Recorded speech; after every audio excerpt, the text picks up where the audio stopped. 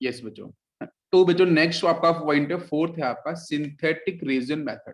ठीक है, तो सिंथेटिक रीजन मेथड है क्या? ठीक है, उसमें हम किस तरीके से जो आपकी हार्ड वाटर है उसको हम किस तरीके से यहाँ पे हम डिफाइन करते हैं। जैसे जियोलाइट मेथड है या आपका सिंथेटिक रीजन मेथड है, दोनों की कंपैरिजन में से मोस्ट एफिशिएंट कौन सा है, अच्छा कौन सा है, तो इस पे भी क्वेश्चन डिस्कस किए जाते हैं। तो मेरा बेटा आंसर होगा सिंथेटिक रीजन मेथड आपका मोर एफिशिएंट है एज कंपेयर टू जियोलाइट। ठीक है, अच्छा तो यहाँ पे देखते हैं, in this method is more efficient than zeolite process. Cation exchange resins contains large organic molecules with sulfonic group। ठीक है, आर ग्रुप मतलब एल्काइल ग्रुप प्रेजेंट होगा। ठीक है, and are water insoluble. Ion exchange resins, R के साथ आपका sulphonic part है। ठीक है, यस ऑर्गेनिक आपका पार्ट है। Is change to R N A. R N A का मतलब क्या है, सोडियम के साथ आपका जो एल्काइल वाला पार्ट होगा वो जाके वहां पे अटैच करेगा। भाई treatment is with NaCl, NaCl के साथ जब रिएक्शन परफॉर्म करेंगे तब the reagent exchange sodium plus ions with calcium and magnesium plus two. तो जो हार्डनेस है बच्चों उसका, उसके लिए रिस्पॉन्सिबल कौन है, कैल्शियम प्लस टू प्रेजेंट है, मैग्नीशियम प्लस टू प्रेजेंट है। ठीक है, तो ये जो आपके कैटायनिक सेक्शन है ये बच्चों अटैच किसके साथ होंगे, इनका जो एक्सचेंज होगा वो सोडियम के साथ होगा। ठीक है, सोडियम का एक्सचेंज होगा इनके साथ, ये जो कैटाइंस है, बिकॉज हम लोग आयनिक मैकेनिज्म पढ़ते हैं तो बताया था कि कैटाइंस एनायन का एक्सचेंज किस तरीके से होता है, वही सेक्शन अभी नीचे बात करेंगे। Ions present in hard water to make the soft water, here R is the resin anion. तो जैसा देखो यहाँ पे आपको दे रखा है आर के साथ लिखा है सोडियम। ठीक है, सोडियम के साथ आपका एल्काइल पार्ट है। ठीक है, तो सोडियम आपका कैसा होगा, इलेक्ट्रोपॉजिटिव इन नेचर होगा, वो तो पॉजिटिव चार्ज को होल्ड करेगा। एल्काइल पार्ट होगा बेटा वो नेगेटिव चार्ज को होल्ड करेगा। क्या सभी को मेरी बात समझ में आ रही है? ठीक है, तो ये जो आरएनए है इसके टू मोल्स मैंने क्यों लिए हैं, बिकॉज बच्चों यहाँ पे सोडियम, यहाँ पे जो मैग्नीशियम है, यहाँ पे आपका कैल्शियम है, तो उसके पास तो चार्ज प्लस टू ही होगा बिकॉज वो एल्किन अर्थ मेटल का है। तो सामने से मेरे को टू मोल्स लेने पड़ेंगे, बिकॉज जब सोडियम आपने एक्सचेंज करेगा कैल्शियम मैग्नीशियम के साथ तो M+2 का मतलब ऑलरेडी मतलब है कैल्शियम या फिर बेटा आपका मैग्नीशियम। ठीक है, तो सोडियम प्लस भी आपके टू मोल्स ये भाई, इस जो आपका मैग्नीशियम और आपका जो पोटेशियम है, इसका जो कार्बोनेट्स हैं, इसको जो सल्फेट्स हैं, इसको जो आपके क्लोराइड्स हैं, ठीक है, तो वो कहीं ना कहीं आपके जब प्रेजेंट होंगे तो वहां पे टोटल चार्ज कितना होगा, माइनस में उतना ही चार्ज होगा, -2 होगा। पॉजिटिव चार्ज की बात करें तो +2 होगा, तो सामने से भी तो +2 आना चाहिए भाई। आयन एक्सचेंज तभी पॉसिबल हो सकता है जब चार्ज आपके बैलेंस्ड हो, है ना, चार्ज आपका इक्वल हो, तभी आयन एक्सचेंज आपका प्रॉपर हो सकता है। इसलिए यहाँ पे आरएनए के साथ आपका एम, तो एम बच्चों क्या करेगा, यहाँ से सोडियम है उसको रिप्लेस करेगा तो R2M बन जाएगा। ठीक है, और बाकी आपका यहाँ से सोडियम प्लस, तो सोडियम प्लस बच्चों क्या करेगा कि जो भी कार्बोनेट है, जो भी आपका यहाँ पे सल्फेट है, जो भी क्लोराइड है, उनको लेके पीपीटी बना के नीचे सेटल डाउन हो जाएगा, और जो आपका R3M है वो भी आपका फाइनली क्या होगा, वो भी सेटल डाउन नीचे कर जाएगा। तो जो भी आपकी हार्डनेस है वो तो सेटल डाउन कर चुकी है और आंसर आपको मिल जाएगा। अब एक क्वेश्चन है कि यहाँ से जो NaCl बनता है, यहाँ से आपका बाकी जो भी सॉल्ट बनेगा सोडियम का, वो तो पीपीटी की फेज में नीचे आराम से इजिली आपका सेटल डाउन हो जाएगा और आपको यहाँ से बिल्कुल जो हार्डनेस है वो आपकी रिमूव हो जाती है। ठीक है, सिंपल सा प्रोसेस है। अच्छा, अब बहुत से बच्चे पूछ रहे हो कि सर ये जो सिंथेटिक रीजन मेथड है वो आपका जो जियोलाइट प्रोसेस है उससे एफिशिएंट क्यों है? ठीक है, तो एफिशिएंट का देखो सीधा सा है बेटा, इकोनॉमिकली, मैं सीधा बोलूँ इकोनॉमिकली। ठीक है, दूसरा केमिकल एक्टिविटी भी एक कॉज है, पहले मैं इकोनॉमिकली बोलता हूँ। ठीक है, तो इकोनॉमिकली ये जो सिंथेटिक रीजन मेथड है ये इकोनॉमिकली थोड़ा सा बेटा सस्ता पड़ता है। और आपको पता है हम लोग कहाँ पे मूव करते हैं भाई, जो चीज सस्ती होगी हम उसकी तरफ इजिली मूव कर जाते हैं। बात समझ में आ रही है? जो चीज आसानी से भाई और आसानी से मिल जाएगी, सस्ती मिल जाएगी, उसको हम इजिली फॉलो करते हैं। और परमडेट के अंदर जो जो आपका जियोलाइट है, जियोलाइट का जो फॉर्मेशन है, जब मार्केट में जियोलाइट मिलता भी है तो वो जियोलाइट बेटा लिटिल बिट कॉस्टली होता है। ठीक है, एज कंपेयर टू जो हम सिंथेटिक रेजन यूज करने वाले हैं। तो एक तो इकोनॉमिकली सेक्शन है जिसकी वजह से हम लोग इसकी तरफ मूव करते हैं। दूसरा, जब हम हार्डनेस को रिमूव करते हैं तो जो आपका रेजन में जो हम लोग एल्काइल वाला सेक्शन यूज करते हैं ना, ये आरएनए जो आपको पार्ट दिख रहा है जो एल्काइल सेक्शन है, ठीक है, इसके पास मिलता है R- चार्ज। आप देखना ध्यान से यहाँ पे हो क्या रहा है भाई साहब, इसके टू मोल्स मैंने लिए हैं तभी रिएक्शंस परफॉर्म हो सकती है। यहाँ पे तो गुजरात में का MZ2 है, इसका आपका 1 मोल है, तो ये 1 मोल है, ये 2 मोल है, तो ज्यादा एफिशिएंटली कौन वर्क करेगा भाई, ज्यादा नंबर ऑफ मोल्स है, ज्यादा इम्प्योरिटी, ज्यादा आपकी जो हार्डनेस को रिमूव करेगा इजिली।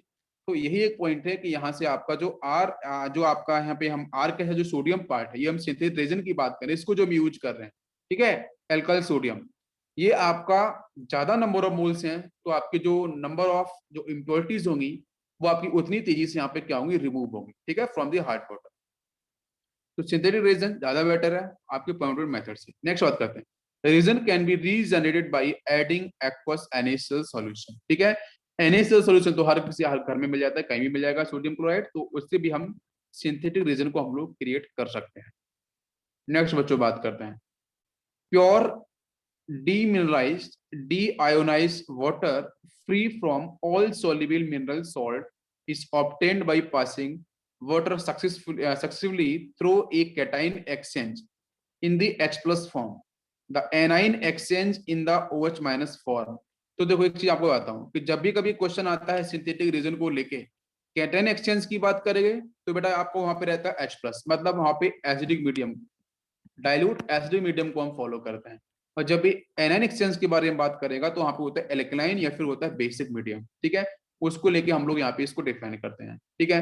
तो दो चीजें हैं, मैं फिर से रिपीट करता हूँ कि अगर यहाँ पे ऊपर वो लगेगा प्योर डीमिनरलाइज, अगर डी आयोनाइज वाटर आपका मॉलिक्यूल्स अगर फॉर्म करना है, बनाना है, तो उसका मतलब होता है कि सारे के सारे जो आपके सॉल्युबल मिनरल जो सॉल्ट हैं, ठीक है, उनको अगर आपको क्या करना है भाई, डीमिनरलाइज का मतलब क्या है कि भाई सारे के सारे जो आपके मिनरल्स हैं, सॉल्ट्स हैं, उनको बाहर निकाल दो, कैटाइंस एनाइंस को, ठीक है, बात समझ में आ रही है। तो अगर आपको कैटाइन बाहर निकालना है तो क्या करना पड़ेगा, तो आपको अल्काइन मीडियम लेना पड़ेगा भाई, नेगेटिव पार्ट ना OH माइनस, वो सारे के सारे कैटाइन खींचेगा, सॉल्ट बनाएगा, बाहर निकाल देगा। अगर आपको वहां पे प्रेजेंट एनाइंस प्रेजेंट है, अगर उनको बाहर निकालना है, डीमिनरलाइज करना है पानी को, तो वहां पे आपको एचडी मीडियम यूज करनी पड़ेगी डाइल्यूट वाला फेज में, और उसको हम फॉलो करेंगे तो सारे सारे H प्लस सारे के सारे आपके एनानिक पार्ट को विड्रॉ करेगा और बाहर लेके चला जाएगा।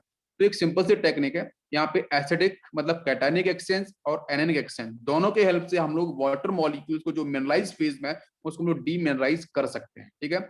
इस प्रोसेस को सिर्फ समझना है, आपको ध्यान रखना पड़ेगा, ठीक है। अच्छा, सभी को समझ में आता तक आ गया ये प्रोसेस। तो यहाँ से देखो हम बनाने का ये प्रोसेस है, जैसे यहाँ से इसने लिया है M प्लस लिया है, यहाँ से आपका सिंपल सा एल्केन है फॉलो किया, RH का मतलब पता है एल्केन, और यहाँ से क्या करेगा ये H प्लस आयन आपका यहाँ से रिलीज हो जाएगा, Mr2 आपका फॉर्म हो गया।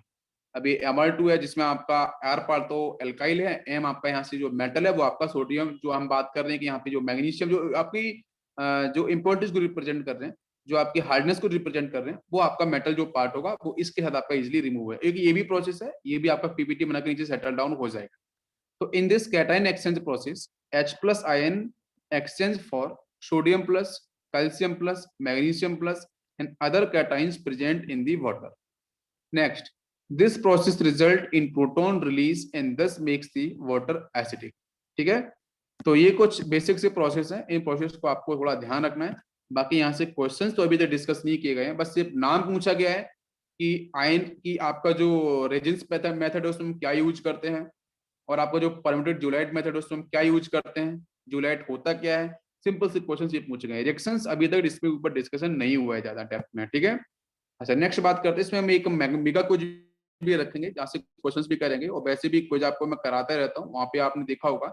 Yes, in the ion exchange process, अगर एनएन एक्सचेंज प्रोसेस की बात करते हैं तो मैंने यहाँ पे वाटर मॉलिक्यूल्स फॉलो किया है, यहाँ से आपका RNH2 है, तो क्या करेगा बेटा, हम आपके नाइट्रोजन के पास क्या है, लोन पेयर है, ठीक है, तो यहाँ से लेगा हाइड्रोजन से H प्लस एब्जॉर्ब करेगा, तो बनेगा RNH3 पॉजिटिव और OH माइनस बाहर आपको मिलेगा। भाई क्या होगा, R के साथ नाइट्रोजन है, 2 हाइड्रोजन है, एक लोन पेयर होगा। सामने से बच्चों कौन है, वाटर मॉलिक्यूल्स, उसके पास H प्लस है और क्या है बच्चों, OH माइनस है। H प्लस क्या इलेक्ट्रोफाइलेट एफिशिएंट है, लोन पेयर यहाँ से यहाँ मूव करेगा, है ना। और इसके साथ बेटा कौन सा बॉन्ड है, हाइड्रोजन बॉन्ड बोल सकते हैं भाई, वाटर मॉलिक्यूल से H बॉन्डिंग तो प्रॉपरली होगा, तो ये अटैचमेंट रहेगा। तो फाइनली क्या होगा कि जब ये H प्लस आयन जाके वहां पे अटैक करेगा, ठीक है, आपके RNH2 जो अमाइन दे रखा है उसके साथ, तो यहाँ से बनेगा R के साथ ये NH वाला सेक्शन तो क्या हो जाएगा, 3 हो जाएगा। पॉजिटिव चार्ज, इस पॉजिटिव को बेटा बैलेंस कौन करेगा, तो सामने से OH माइनस है, वो इसको न्यूट्रलाइज करेगा, इसको बैलेंस करेगा। मेरी बात समझ में आ रही है, ये फर्स्ट कंपाउंड बन गया, समझ में आ रहा है। अब इसके बाद बेटा क्या है, X माइनस एक्सचेंज हो जाएगा ना, OH माइनस यहाँ पे X माइनस, भाई सब्स्टिट्यूशन वाला पार्ट भी है, तो आपका X इसको आपको रिलीज कर देगा, OH माइनस बाहर चला गया है सॉल्वेंट में, ये कहाँ जाएगा, सॉल्वेंट में, और बाकी आपको मिला है ये वाला सेक्शन। तो यह OH minus ion exchange for anions like, किस उसको बाहर निकालता है, एक्सचेंज करता है, डिस्प्लेस करता है, सब्स्टिट्यूट करता है Cl माइनस को, बाइकार्बोनेट्स को, सल्फेट को, जो आपकी क्या है, तो हार्डनेस को रिप्रेजेंट कर रहे हैं, ठीक है, जो प्रेजेंट है इन वाटर मॉलिक्यूल। तो OH minus ion liberate, neutralize the H plus ion, ठीक है, H plus ion set free in the cation exchange reactions. जैसे यहाँ से H plus ion OH minus ion, तो फाइनली अगर यहाँ से अगर आपका OH माइनस आयन बाहर जाएगा भी तो बेटा आपका यहाँ पे H प्लस आयन होगा, वो इसको न्यूट्रलाइज करेगा, वाटर मॉलिक्यूल्स फॉर्म कर लेगा फाइनली, ठीक है। यस, तो लास्ट पॉइंट है, यहाँ पे एरो है वो ऊपर चला गया। The exhaust cation and anions exchange resins beds are rearranged by treatment with dilute acids और alkali solutions respectively। तो एक नया पॉइंट और समझ में आया कि जो रेजिन्स मेथड है इसमें जो भी आपको H प्लस आयन या OH माइनस आयन जो मिल रहा है, ठीक है बेटा, वो सॉल्वेंट में जाएगा और सॉल्वेंट जाने के बाद यही OH माइनस H प्लस से कनेक्ट होगा तो वाटर मॉलिक्यूल्स बनाएगा, ये H प्लस OH माइनस से कनेक्ट होगा तो वाटर मॉलिक्यूल्स बनाएगा। तो यहाँ पे फाइनली कोई ऐसी इंप्योरिटीज क्रिएट नहीं हो रही है जो आपको जूलियट मेथड में देखने को मिल रही थी। तो दैट्स व्हाई ये मेथड थोड़ा सा आपका अच्छा है, जिसमें डिस्प्लेसमेंट होता है कैटाइंस को एनाइंस का। अब बात करते हैं कि यहाँ से methods for reducing permanent hardness. तो आप देख लो बेटा, ये मार्केट में आपको मिलता है, कैलगोन की बात करते हैं, ठीक है, तो कैलगोन आपको मार्केट में मिलता है, आप देख सकते हो यहाँ पे इस तरीके से है, ठीक है। और नीचे आपका देखो यहाँ पे सॉल्ट है, ये आपकी ये जो यहाँ पे देखो जो प्योरिफिकेशन किया जा रहा है, ये प्योरिफिकेशन डिफरेंट लेयर्स में है। जो हम वाटर प्योरिफिकेशन करते हैं घर में, एक्वागार्ड लगाते हैं, प्योरेट लगाते हैं, उन सब की बात करते हैं, उसमें डिफरेंट लेयर्स होती हैं। पहले पानी ऊपर से गया तो उसमें डस्ट होती है, पहले वो बाहर जाती है, डस्ट को कोई एब्जॉर्ब करता है। डस्ट के बाद फिर जो पानी है उसमें कुछ अगर बैक्टीरिया वगैरह तो आरओ या रिवर्स ऑस्मोसिस है, उन सबको किल करता है। देन उसके बाद वहाँ पे कॉपर का एडिशन होना चाहिए, तो उसके लिए कॉपर की रॉड भी होती है, ठीक है, उसका भी परसेंटेज होना चाहिए, भाई अच्छा पानी मिल रहा है, बोलते हैं ना आपके एडवर्टाइजमेंट के अंदर। तो एक वो प्रोसेस है। यहाँ पे क्या है, ये हम इलेक्ट्रोलिसिस प्रोसेस के थ्रू भी हम लोग क्या कर सकते हैं कि ये आपका जो वाटर मॉलिक्यूल्स में जो भी इंपोर्टीज हैं, जो भी आपके यहाँ पे सॉल्ट्स हैं, उनको हम लोग यहाँ से भी इम्प्योर कर सकते हैं। यहाँ पे जो आपकी हार्डनेस है उसको हम लोग आपके रिमूव कर सकते हैं। जैसे कि ये ऊपरी प्रोसेस दिया गया है, ये कुछ बेसिक्स प्रोसेस है जो मशीन्स के अंदर यूज किए जाते हैं। ऊपर से हार्ड वाटर आ रहा है, यहाँ से हम लोग बेटा रेजिन्स बेड, देखो ये रेजिन्स बेड है, यहाँ पे देखना छोटे छोटे होल्स होते हैं, रेजिन्स बेड यूज करते हैं।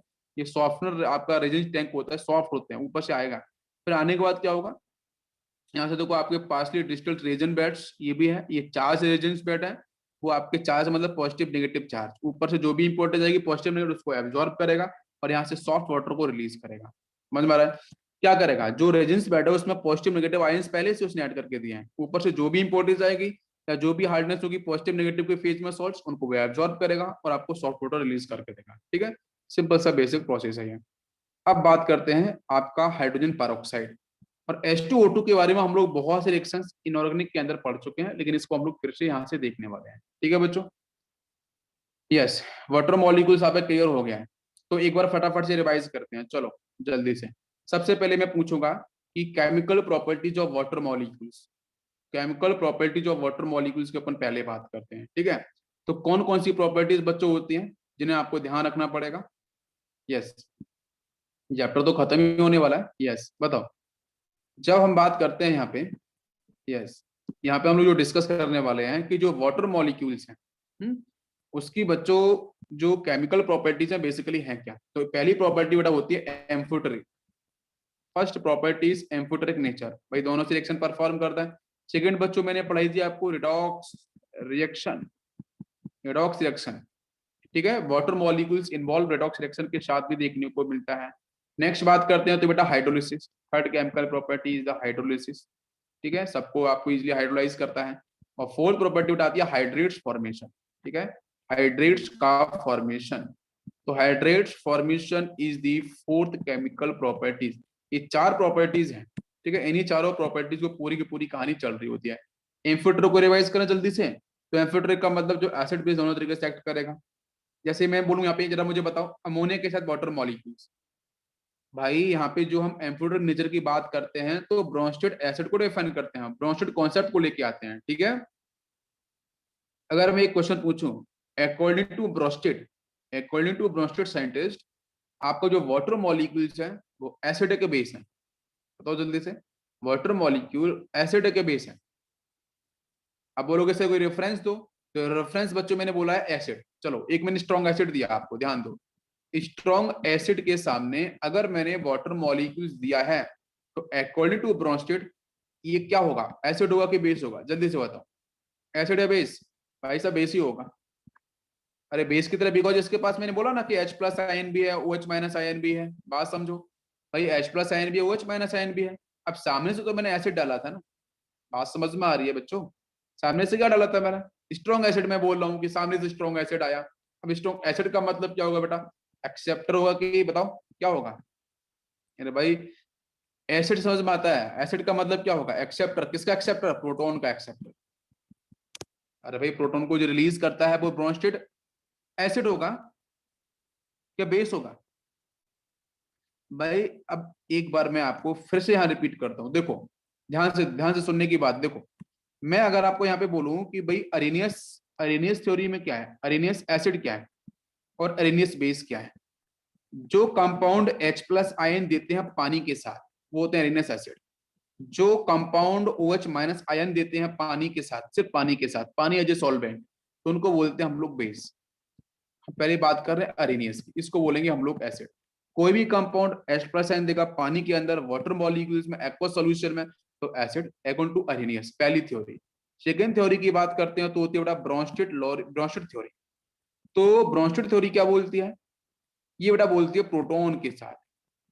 क्या? प्रोटॉन के साथ, कि जो कंपाउंड प्रोटॉन को रिलीज करेगा, इन्होंने H प्लस आयन नहीं बोला, इन्होंने बोला प्रोटॉन, जो प्रोटॉन को रिलीज करेगा उसको हम लोग बोलेंगे क्या? Bronsted acid. और जो कंपाउंड प्रोटॉन को रिलीज नहीं, एक्सेप्ट करेगा, उसको बोलेंगे हम लोग ब्रोंस्टेड बेस। थ्योरी को समझ लो ध्यान से, कोई भी कंपाउंड। और तीसरी थ्योरी बच्चों आती है आपकी लीविस थ्योरी। लीविस थ्योरी में सीधा सा पॉइंट है कि जो बेटा लोन पेयर्स या नेगेटिव चार्ज जो होता है, लोन पेयर्स या फिर नेगेटिव चार्ज को रिलीज करते हैं, देते हैं किसी को, देंगे किसी को जो गरीब होगा उसी को देंगे ना। तो जिसको, ये तो रिच है भाई, अमीर है, बहुत से इलेक्ट्रॉन्स प्रेजेंट है, तो जो कंपाउंड जिनका ऑक्टेट कंप्लीट होता है, जो इलेक्ट्रॉन्स को रिलीज करते हैं, लोन पेयर्स को देते हैं, वो सारे के सारे बेटा लिविस बेस होते हैं। बेस हमेशा गरीब आपके अमीर होते हैं।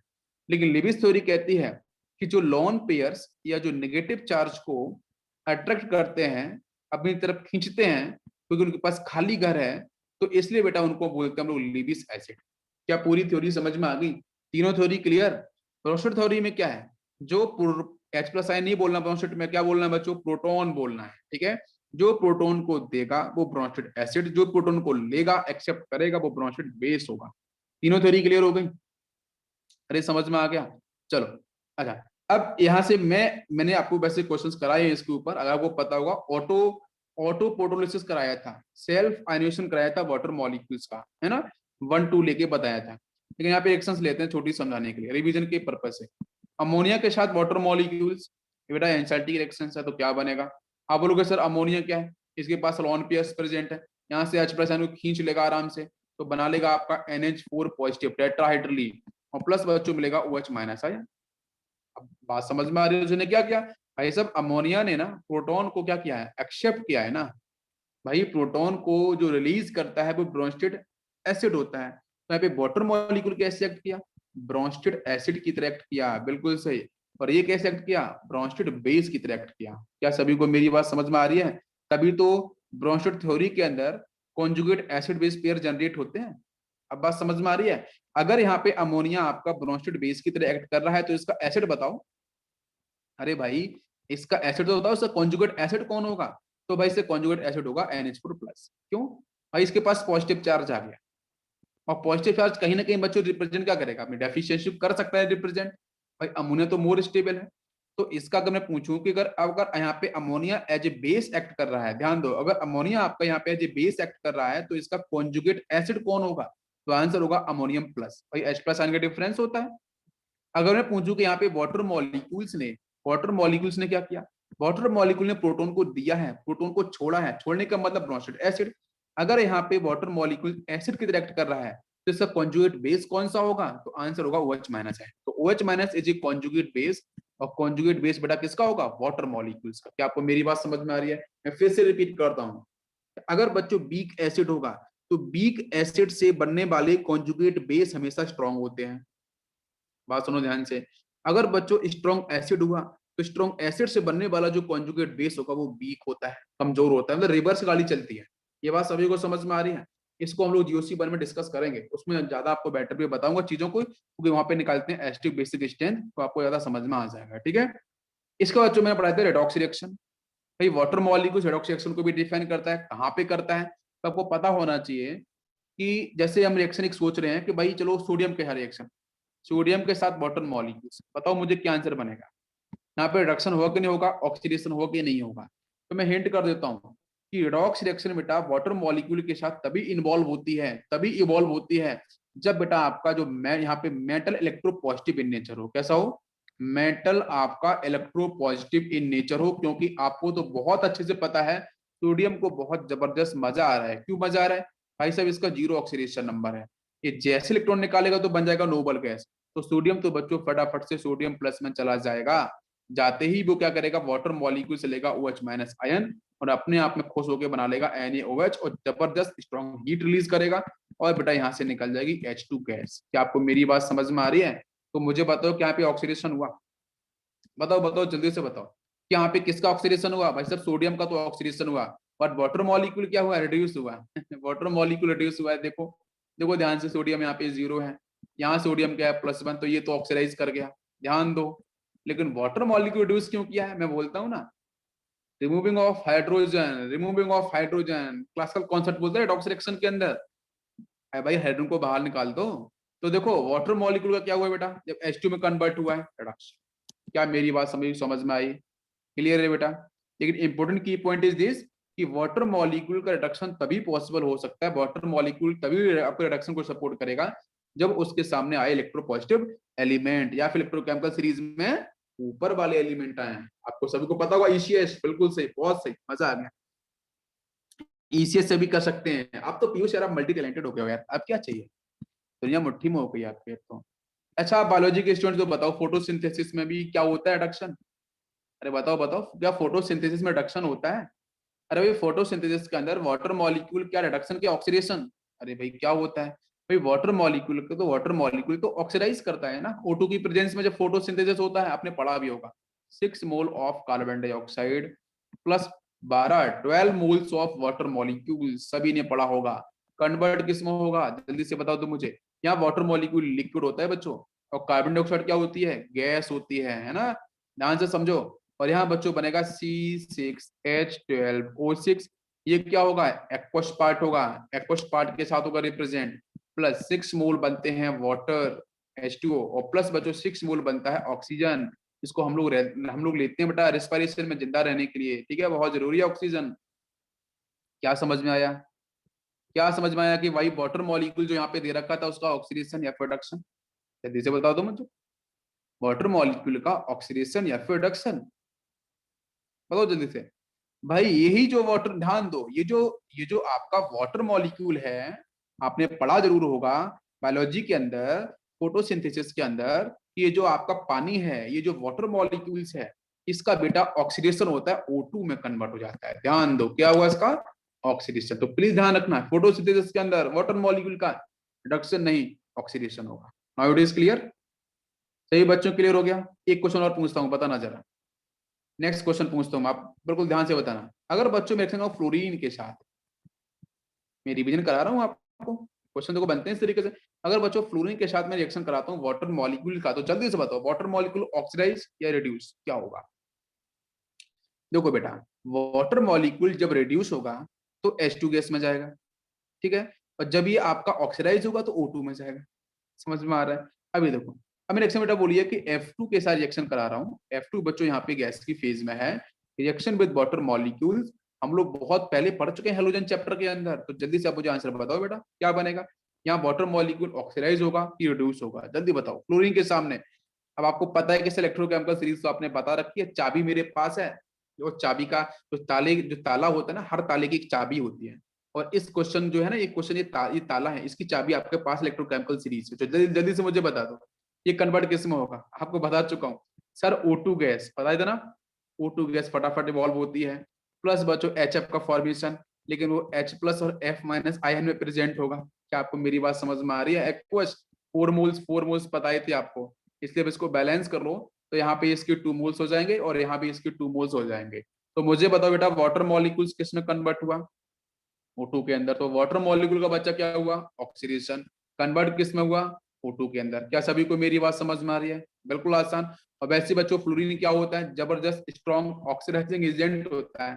ये किसको नहीं पता, पूरी दुनिया को पता है, ठीक है। क्या मेरे सभी सभी बच्चों को पता है, क्लियर हो गया। अब बात करते हैं बेटा हाइड्रोलिसिस पे। मजा आ रहा है, नया कॉन्सेप्ट मिल रहा है सुनने को। अब बात करते हैं हम लोग हाइड्रोलिसिस। तो हाइड्रोलिसिस तो बेटा सभी को पता है।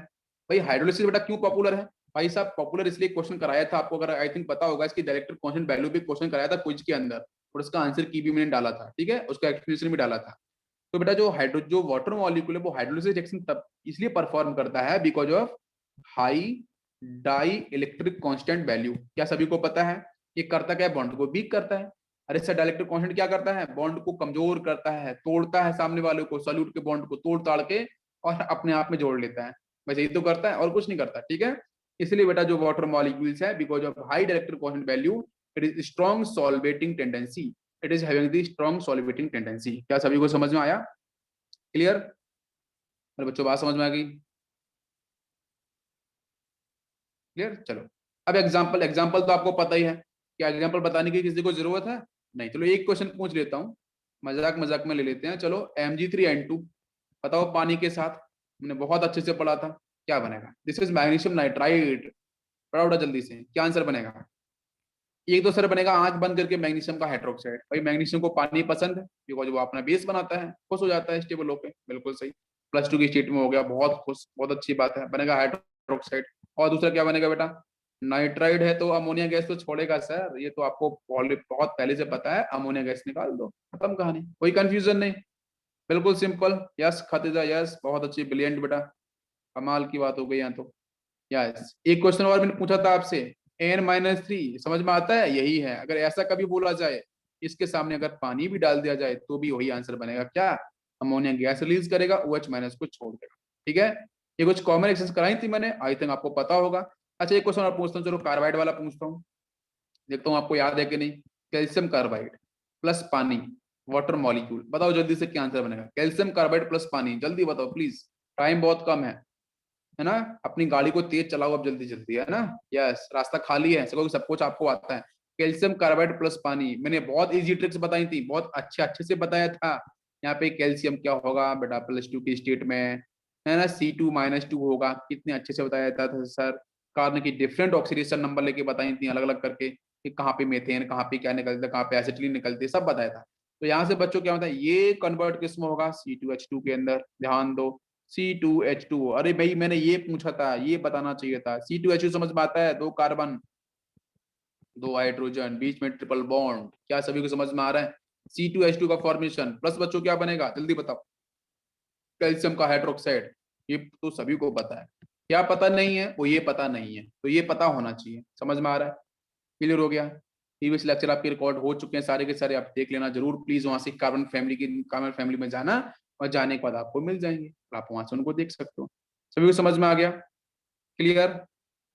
चलो अब बच्चों आते हैं हम लोग हैवी वाटर की तरफ। अब हैवी वाटर तो बचा है, उसको भी पढ़ना जरूरी है, थोड़ा सा बताता हूँ उसके बारे में।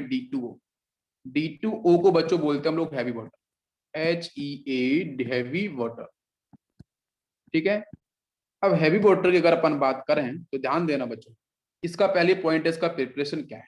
तो प्रिपरेशन बच्चों बहुत सिंपल है, आप यहाँ पे इलेक्ट्रोलिसिस एक्सेसिव करा दो, ठीक है, एक्सेसिव इलेक्ट्रोलिसिस करा दो पानी के साथ, लॉन्ग टाइम के लिए होता है। एक्सेसिव हाइड्रोलिसिस यही जो है ना, प्रोटियम ये ड्यूटेरियम में कन्वर्ट हो जाता है, ठीक है।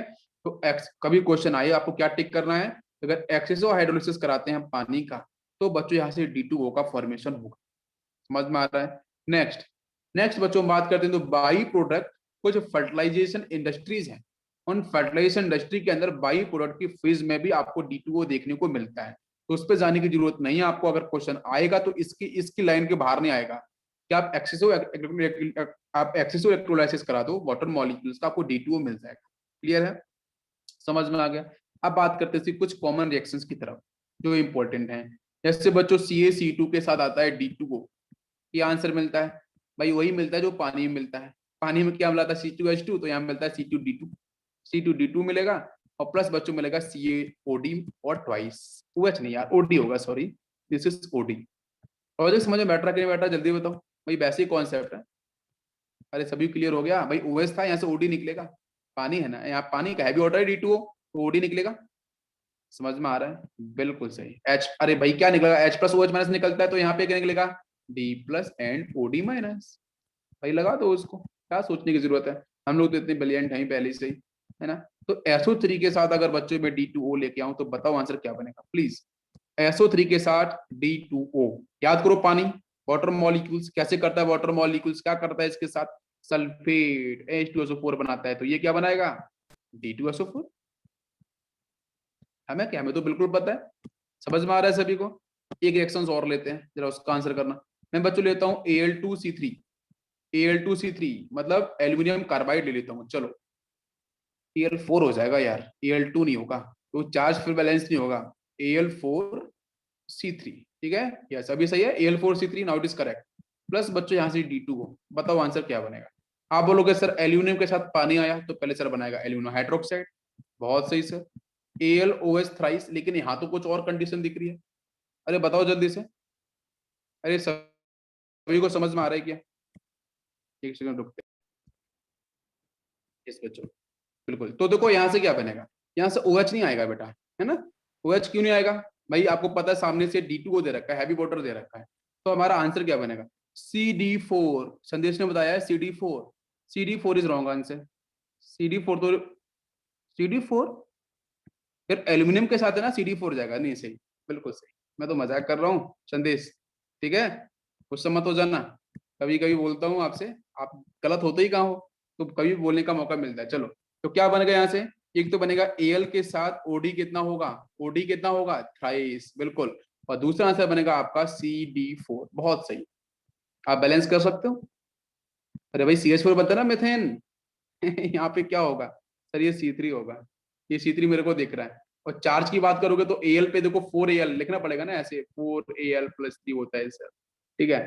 टोटल चार्ज कितना हो गया सर यहाँ पे, एक एक एल्यूमिनियम पे +3, चार पे कितना सर +12 हो गया, तो सामने वाले पे -12 होना चाहिए ना, तो -4 तो क्रिएट होगा, आपको समझ में आता है, तो इसको कैसे लिखना पड़ेगा, 3 हो गए हैं, और चार्ज इस तरीके से। अब समझ में आता है कहीं, बोलो जल्दी से। अरे समझ में आता है बेटा, एक कार्बन में -4 चार्ज है, एक कार्बन में -4 है, तो सामने से बच्चों का आएगा D+, उसकी खुशी हो गई, भाई मेरे को नेगेटिव मिल गया, मैं तो बहुत खुश हो गया हूँ, मेरे को अपोजिट मिल गया, तो CD4 बना लिया कि नहीं बना लिया, बिल्कुल लॉजिक, बहुत अच्छा लॉजिक है, AlOD3 बनेगा, बहुत सही। बैलेंसिंग कर लोगे सभी लोग, बस ये रिएक्शन। अब बेटा आते हैं हैवी वाटर का यूज कहाँ पे, क्वेश्चन प्रीवियस ईयर में आए हैं कि D2O का यूज कहाँ कहाँ पे है, तो बच्चों प्लीज सुन लेना। D2O का बेटा सबसे अच्छा बेटा मॉडरेटर में, जो भी बेटा होती है न्यूक्लियर रिएक्शन, ध्यान दो, जितनी भी आपकी न्यूक्लियर रिएक्शंस होती हैं, उन सारी की सारी न्यूक्लियर रिएक्शंस के अंदर बच्चों बिल्कुल हम लोग एज ए मॉडरेटर यूज करते हैं, एज ए मॉडरेटर यूज करते हैं।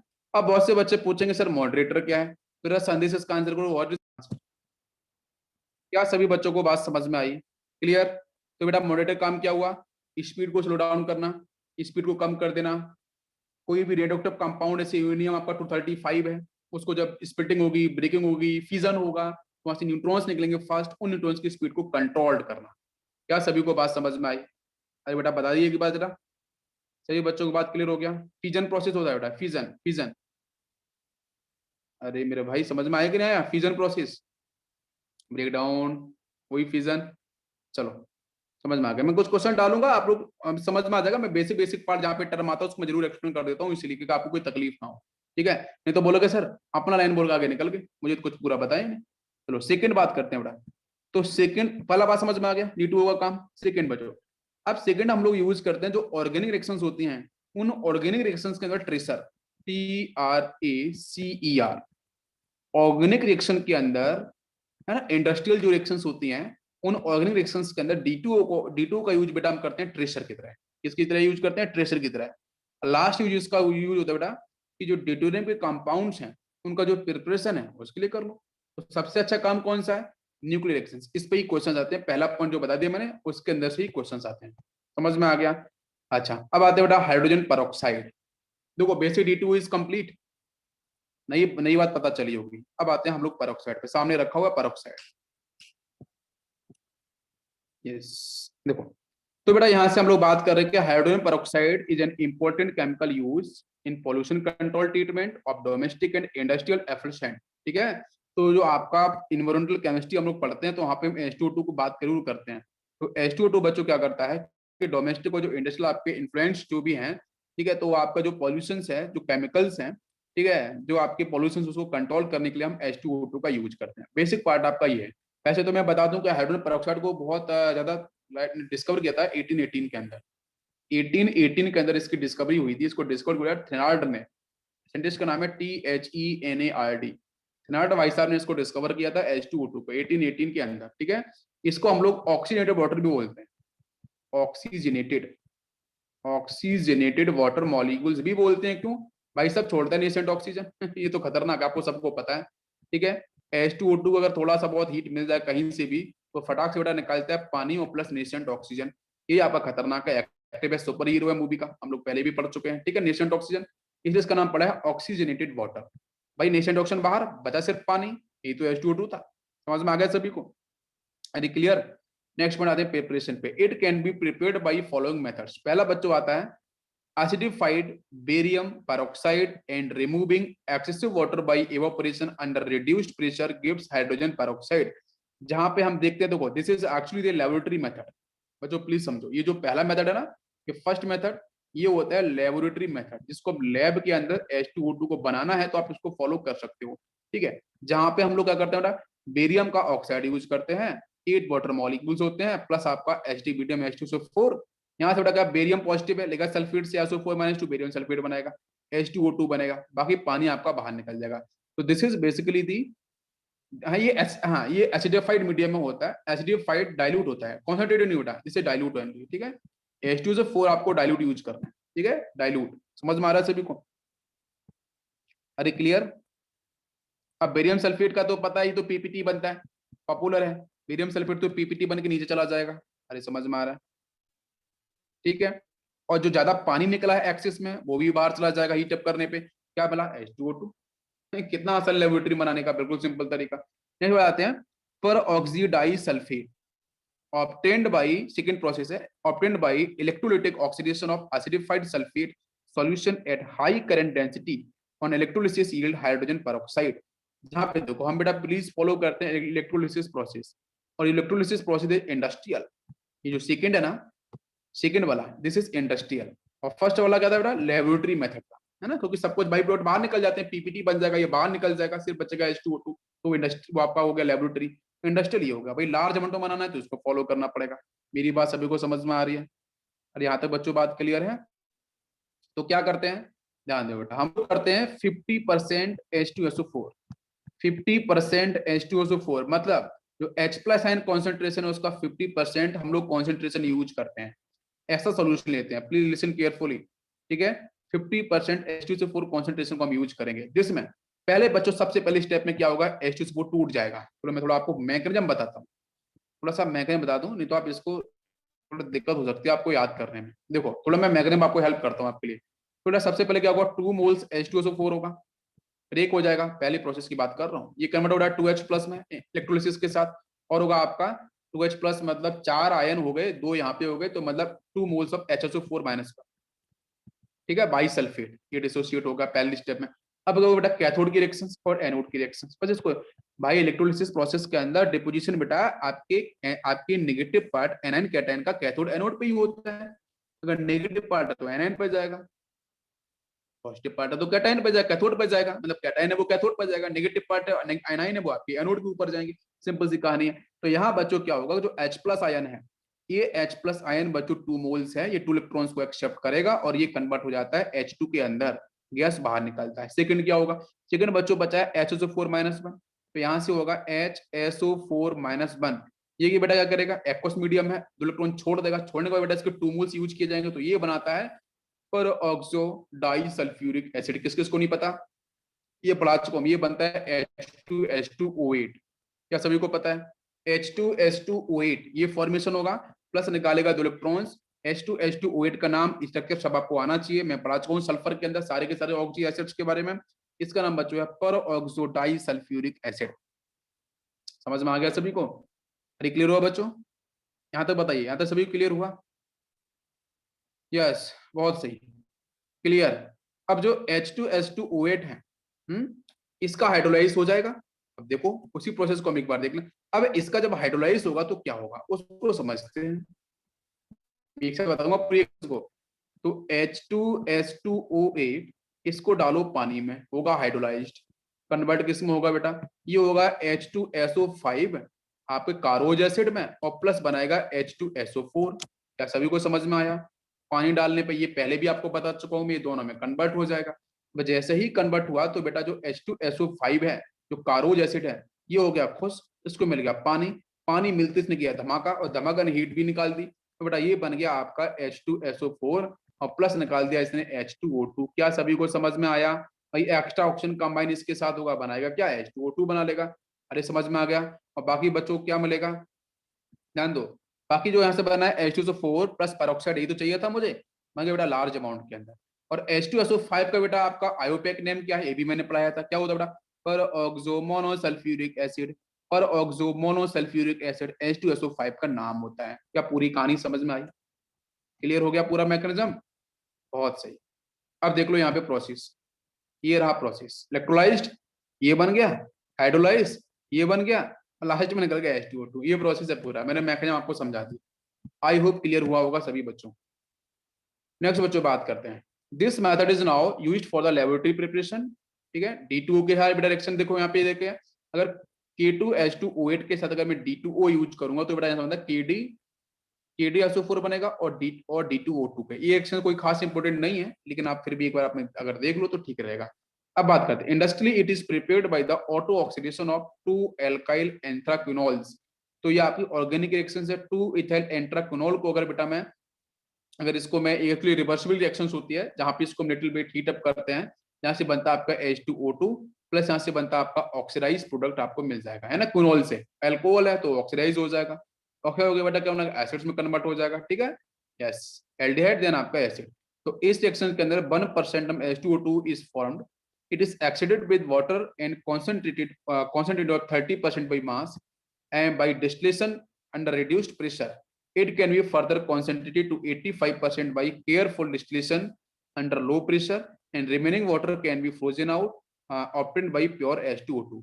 तो नीचे जो थ्योरी लिखी है रामायण, ये रामायण आपके लिए नहीं है, इसको बिल्कुल ध्यान नहीं देना है। रामायण बोल दी मैंने, ठीक है, हाँ बिल्कुल ध्यान नहीं देना है इसको। ठीक है, कुछ कुछ चीजें ऐसी लिखी हैं जो आपके मतलब की नहीं है, इस पे ध्यान देने की जरूरत नहीं है। जो इंपॉर्टेंट की पॉइंट्स है उस पर हम लोग ज्यादा बात करेंगे। अब लोग डायग्राम सर बिल्कुल ध्यान मत दो, बोल दो इसके, आंखें बंद कर लिया करो ना थोड़ी देर के लिए। जब ऐसी बातें आया करे तो आंख बंद कर लिया करो, नहीं नहीं, क्वेश्चन आएगा तो आंखें बंद मत करना, क्वेश्चन में तो करना ही पड़ेगा। ठीक है, ये देखो भर के रखा है कलर्ड फुल बोटल्स के अंदर। बात करें बेटा फिजिकल प्रॉपर्टीज पे, फिजिकल प्रॉपर्टी की बात करें, बहुत इंपॉर्टेंट बेटा, कलर कैसा होता है देखो, इसका कलर कैसा होगा, अगर प्योर स्टेट में H2O2 होगा तो कलर क्या होता है इसका, H2O2 अगर प्योर स्टेट में होगा तो कलर बेटा कैसा होता है, पेल ब्लू, PALE। मैं आपको पढ़ा चुका हूँ पहले भी, pale blue colour, oxygen fame में पढ़ाया था, वाटर मॉलिक्यूल H2O2 ओजोन सब पढ़ाया था। तो बताओ बेटा कैसा होता है, पेल ब्लू कलर, अगर आपका H2O2 होता है कैसा, प्योर स्टेट के अंदर होता है। समझ में आ गया?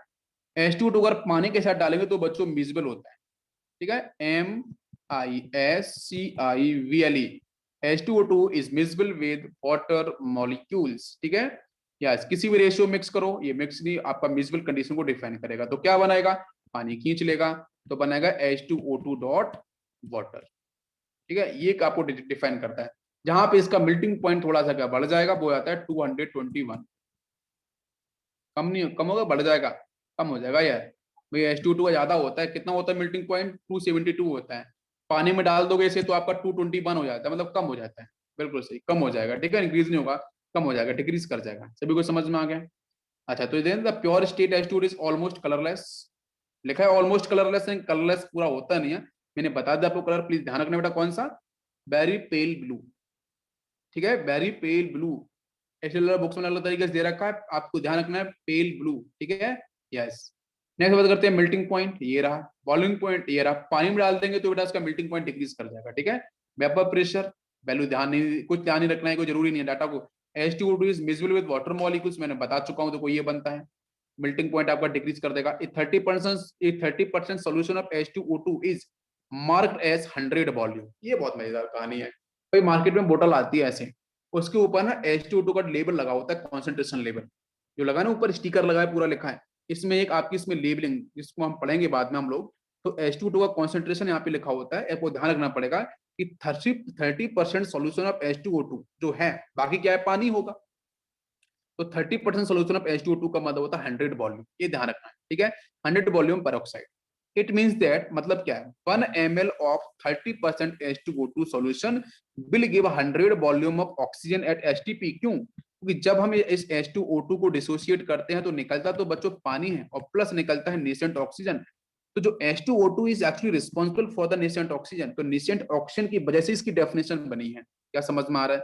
तो 30% सोल्यूशन ऑफ H2O2 का मतलब सिर्फ इतना है कि इसका मतलब यह है कि 1 ml ऑफ 30% H2O2 सॉल्यूशन, आपको बीकर में मैंने दिया 30% H2O2, उसका 1 ml आपने निकाला, वो 1 ml को आपने हीटअप किया, तो बच्चों वो क्या करेगा, वो 100 volume of nascent oxygen produce करेगा एचटीपी पे। क्या आपको मेरी बात समझ में आ रही है? इसलिए इसको बोलते हैं कि 100 वॉल्यूम का मतलब क्या है, 30% सॉल्यूशन ऑफ H2O2।